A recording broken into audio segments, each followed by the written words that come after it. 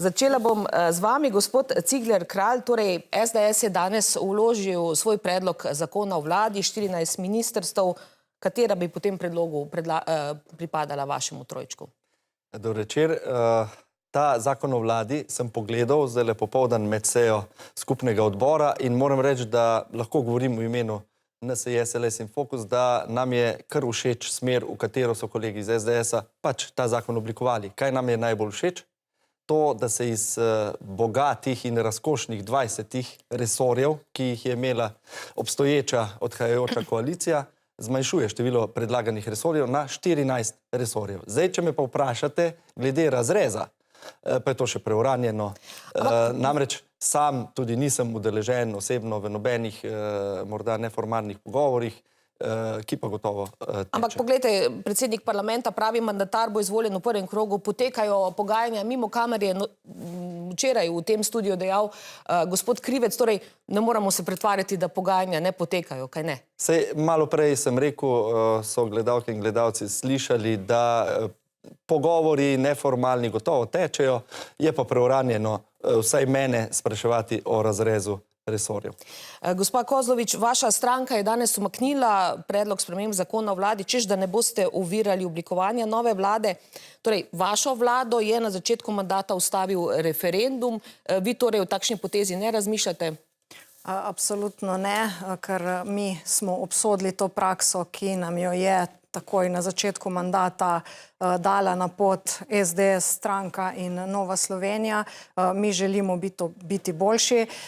V seji Državnega zbora zadnjih dveh, ki smo jih imeli, se je jasno videl razrez bodoče nove desne koalicije, vsaj v Državnem zboru, in jaz mislim, da zdaj samo oni še sami sebi verjamejo in zavajajo ljudi, da se ne sestavlja koalicija, da se ne sestavlja vlada, ker nenavadno je, da se vloži zakon, pa da nič ne vejo o temu. Jaz mislim, da je to predvsem eno veliko sprenevedanje in med volivke in volivce za norca. No, tudi vaša stranka je vodila pogajanja, takoj po volitvah, pa me zanima, gospa Vrečko, gospod Bezjak Zrim, so pogajanja na levi za sestavo vlade potekala dovolj premišljeno? Bi kaj spremenili, gospa Vrečko? Ja, teh pogajanj nismo vodili, mi smo pa v njih konstruktivno sodelovali, ampak vsekakor pa se nismo pretvarjali, da tega ni. In veseli me, da je karnevala sprenevedanja končno konec, kajti v petek je še bilo, da so demokrati govorili, da ne pogajajo se več, v ponedeljek so se spet malo, potem je predsednik SDS-a spet govoril, da z on se nikomor ne pogovarja, pa tako naprej. Tako da, evo, zdaj smo tukaj, imamo pogovore, ampak imamo tudi, kar je bolj bistveno od tega, obris četrte Janševe vlade. In ta bo očitno, kot so bile vse tri do zdaj, v katerih je sodelovala tudi NSi in pa seveda tudi demokrati oziroma njihov predsednik Anže Logar, revanšistična, bo usmerjena proti delavcev, proti socialna in bo takšna, ki bo ljudi razdvajala brez strateških projektov. To vidimo tudi v njihovem programu, ki ga lahko beremo že na Twitterju. Ukinitev RTV prispevka, maščevanje nad vsemi, ki mislijo drugače, raziskovanje po njihovem tako imenovano NGO-jev, torej sramotenje ljudi, preganjanje drugače mislečih, ukinjanje financiranja in tako naprej. In to nas lahko zelo, zelo skrbi. Preden bom dala možnost gospodu Cigler Kralju, gospod Bezjak Zrim, še vam besedo. V bistvu leva sredina sploh ni imela možnosti, da lahko sestavlja vlado. Vsi smo videli, da se tega zarečenega kruha kar hitro... Je to počela, kaj ne? Ja, tega zarečenega kruha se kar hitro so se vsi pojedli. Besede, ki so dale volivkam in volivcem, so požrli, po domače povedano. Videli smo, da gospod Janša je rekel, da ne bo sestavljal šibke vlade. Po volitvah temu ni tako. Tudi gospod Logar je rekel, da bo šel v vlado, ki bo tudi leva stranke. Jaz v tej koaliciji bodoči ne vidim leve stranke, vidim samo desne stranke. To je njihov problem. Tudi ne bi govoril, da gospod Janez Janša sestavlja vlado. Jaz mislim, da je gospod Janez Janša že sestavil vlado naslednjo in da se tukaj vsi sprenevedajo. Mislim, da so ministrstva kar dobro razdeljena, glede na to, da smo dobili danes zakon o vladi v Državni zbor, takoj, ko ga je Svoboda svojega umaknila. Jaz mislim, da bo to zdaj šlo po hitrem postopku in bomo dobili četrto Janševo vlado vse ko prej. Gospod Cigler Kralj, želeli ste besedo. Samo pod vprašanje, torej vlada naj bi nastala tudi s pomočjo konstruktivne opozicije ali morda prav koalicijske pomoči Resnice, pa me zanima, je po vašem mnenju Resnica dovolj stabilen partner, zanesljiv partner? Hvala za to možnost, da se odzovem na, moram reči, kar težke besede, ki niso korektne in napovedujejo nekaj, o čemer ne morete govoriti, ker še nič ne vemo. In je nekorektno, da kolegica Vrečko tule že napoveduje neke kataklizme. Zdaj, glejte, v NSi, SLS in Fokusu razumemo razočaranje Golobove Svobode, Levice in SD-ja, da pač stvari ne grejo tako, kot ste si želeli. Razumemo tudi, da ne morete razumeti, da grejo na tretjem bloku, ki ga mi poskušamo sooblikovati skupaj z Resnico in z Demokrati, smo se lotili zadeve čisto drugače kot Robert Golob. Robert Golob je mislil, lahko bom ponudil bombončke oziroma resorje, bomo to razdelili, pa se bomo zmenili, kako bomo naprej. Spomnite se kolega Križana, kako je nokautiral kolega Sajovica v zadnji Tarči na vaši RTV, ko mu je povedal, da ni vedel, ali ga ima za norca, ali ga popolnoma podcenjuje. Torej, mi smo se lotili tretjega bloka na podlagi vsebine, predlagali smo ukrepe za razvoj Slovenije in dali signal ljudem in gospodarstvu v tej državi, kako si mi predstavljamo prihodno razvojno koalicijo in morebitno vlado. Nič pa ne, se ne sprenevedamo, ne zanikamo in tako naprej. Malo prej na začetku sem že povedal, da pogovori gotovo potekajo neformalni in drugačni, kot ste se jih vi lotevali pred kamerami, ker te stvari, če jih hočeš resno delati, ne delaš pred kamerami. Cigler Kralj, preden dam besedo, ker so želeli repliko vaši sogovorniki, ampak niste odgovorili na moje vprašanje, kako zanesljiv partner je Resnica? To pa jaz težko ocenjujem, ampak jaz gledam recimo njihovega predsednika Zorana Stevanoviča, ki je trenutno predsednik Državnega zbora. In je napovedal, da nima obisk Moskve. Oprostite, ker vas prekinjam. Ja, če smem. Prvo izredno sejo Državnega zbora je odvodil, 2 kolegija že in moram reči, da je osvežitev in prava sprememba od prejšnje predsednice, ki je, lahko rečem, dvigala temperaturo sebi in ostalim. Nismo mogli ene seje kolegija ali Državnega zbora jeti mirno čez. Vedno smo imeli neke ekscese, izpade, da ne govorim o tem, da ni bila prva med enakimi, ker je imela do opozicije drugačne vatle in nas je vedno želela utišati, zatirati. Ni recimo sledila poslovniku in odredila preiskovalk, ki smo jih v opoziciji ali pa v Državnem svetu zahtevali. Zdaj gledam tudi ali pa ocenjujem lahko tudi sodelovanje njihove vodje poslanske skupine. Gospa Kokot, vam povem, je resna, zelo strokovna iz področja kmetijstva in tudi kot vodja poslanske skupine deluje odlično. Danes sem poslušal njene razprave najprej na kolegiju, potem pa še na skupnem odboru, zdaj, ko smo obravnavali škodljiv zakon Levice glede prispevkov za socialno varnost, ki je hotel spet še ponovno obremeniti ljudi. In gospa Kokot, moram reči, da se jo da poslušati, ima strokovne in take dobro odmerjene razprave. Tako da jaz lahko Resnico, pa njihovo zanesljivost ocenjujem samo na podlagi tega. Hvala lepa. Gospa Vrečko, bili ste izzvani vprašanje glede tega predloga zakona o prispevkih za socialno varstvo, ki so bili danes na dnevnem redu, pa me zanima, zakaj ste ga vložili šele zdaj po izteku mandata?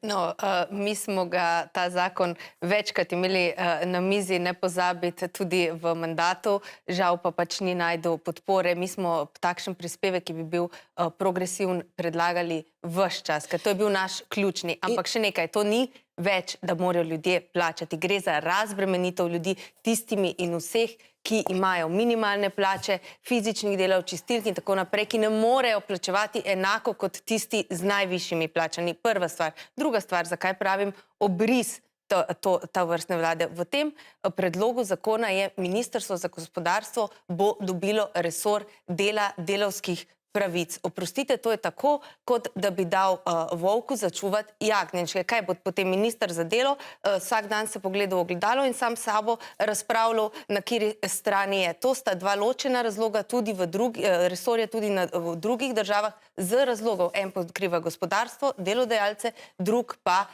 delo.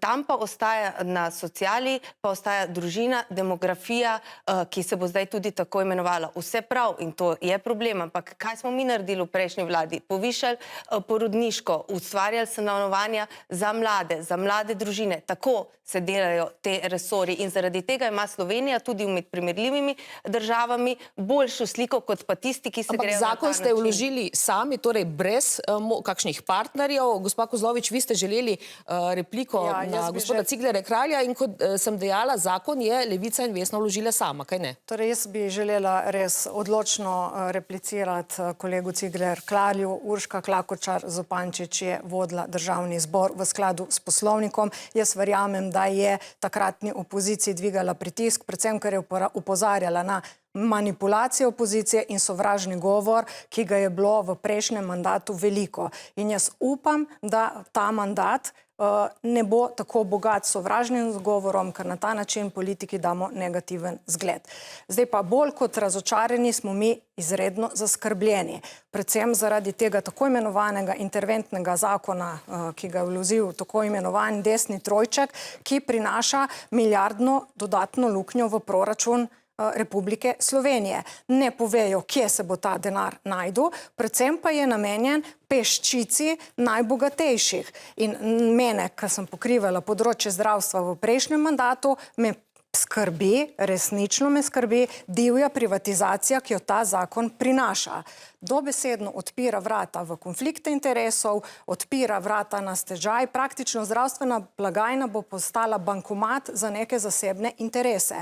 Mi smo pa jasno rekli, ne želimo korupcijskih tveganj, ne želimo konfliktov interesov, želimo red in transparentnost, na kar je mimogrede tako Komisija za preprečevanje korupcije kot Računsko sodišče opozarjalo vladajoče, torej odločevalce, od leta 2007. In nobena vlada pred nami se tega ni dotaknila. Zdaj pa oni to odpirajo na stežaj, pridite, jemljite in v ničemer ne povečajo dostopnosti, kvečemu slabšajo kakovost zdravstvene obravnave za Dajmo še paciente. priložnost, da bo gospod Cigler Kralj odgovoril, torej nekaj 570 milijonov evrov posledic je predvidenih. Boste vztrajali pri takšni rešitvi ali boste vendarle poskusili poslušati tudi pomisleke in poskušali najti neko novo rešitev?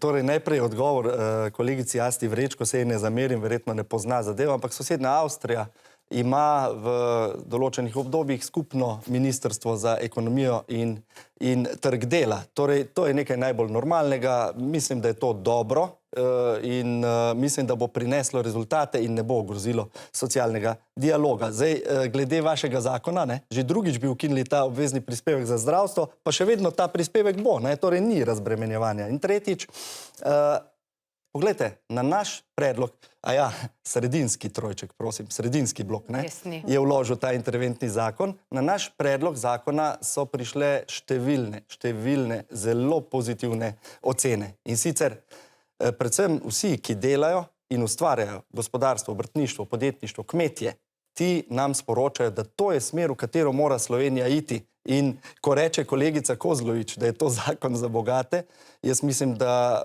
zmerjate vse kmete, obrtnike, podjetnike, vse čakajoče v čakalnih dobah. Vi zmerjate s tem zakonom. A smem dokončati? Jaz sem tudi vas poslušal. Vse čakajoče nad dopustno dobo, ki jih je krepko preko 160 tisoč, pa še vse druge, katerim ta zakon pač prinaša prvi korak, prvi signal, da želimo nasproti vam, ki ste obremenjevali, višali prispevke, davke in bi jih še naprej očitno, da prinaša eno razbremenitev in drug razvojni pogled na prihodnost Slovenije. To je naša smer in v taki vladi želimo mi biti.